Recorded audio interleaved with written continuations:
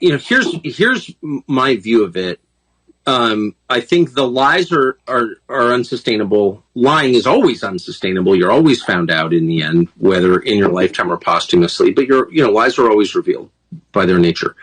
And these lies are so big and so obvious and so stupid that it's going to be very clear to the majority of voters before the election that the Biden administration has no idea what it's doing, that Joe Biden is not running the government, and that it's not working at all. And I think by that point, we're going to have a real economic contraction. I think we're going to be in the teeth of a very tough recession, and that makes everything much more intense.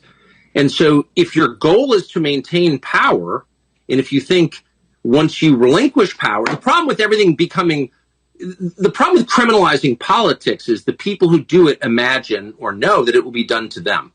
So once you start indicting your political opponents, you know that you have to win or else they're going to indict you if they win, right? Right. And so they can't lose. They will do anything to win. So how do they do that? They're not going to do COVID again. I know everyone on the right's afraid they're going to do COVID and mask mandate. They're not going to do that. They can't do that. If they've already been exposed, that won't work. There's going to be no. What are they going to do? They're going to go to war with Russia. Is what they're going to do. There will be a hot war between the United States and Russia in the next year. And really? Yes, of course. They want it anyway. I don't think we'll win it, but that's a separate analysis. But I think as a political matter, they need to declare war footing in order to assume war powers in order to win. I believe that. And I think the evidence suggests that's true. So if you're worried about our politics getting even more vicious than it already is, and people being hurt in our politics, which is entirely possible, you should be worried about the prospect of an open war. We're already at war with Russia, of course. We're funding their enemies. So we're fighting Russia. But I mean, an open battle with Russia where we say we're at war with Russia. I think that could easily happen. I think we could Tonkin Gulf our way into it, where all of a sudden missiles land in Poland. The Russians did it. Our NATO ally has been attacked. We're going to war. I could see that happening very easily.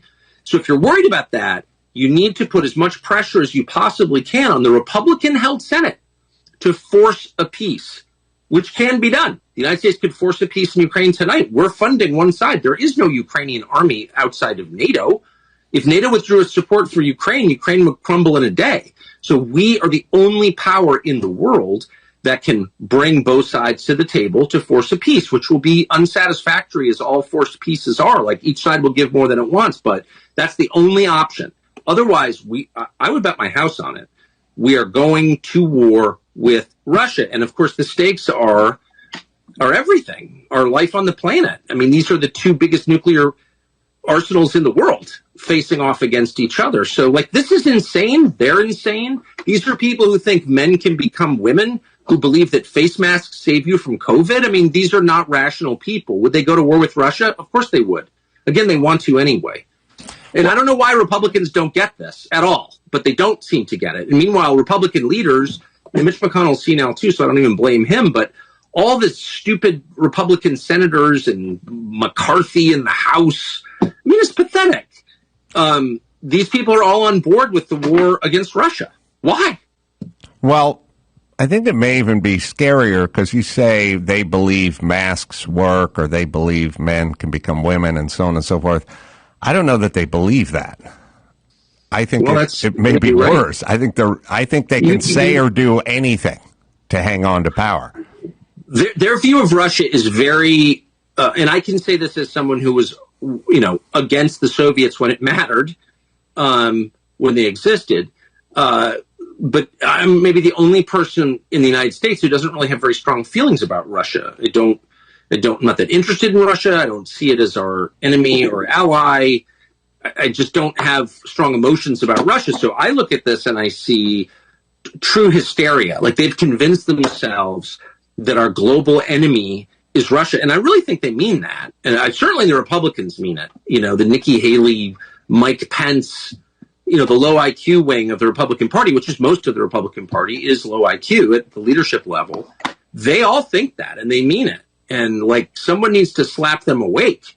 You're leading this country to its destruction. We've already lost control of the world. The American empire's in free fall right now. And we're going to lose the U.S. dollar. And when that happens, we're going to have real poverty here, like Great Depression level poverty.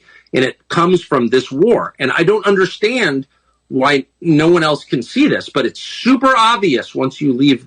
Spend a week in Europe and talk to smart people on both sides. Like, it doesn't matter what their politics are, and ask them, like, what effect do you think the war in Ukraine has had on American leadership in Europe?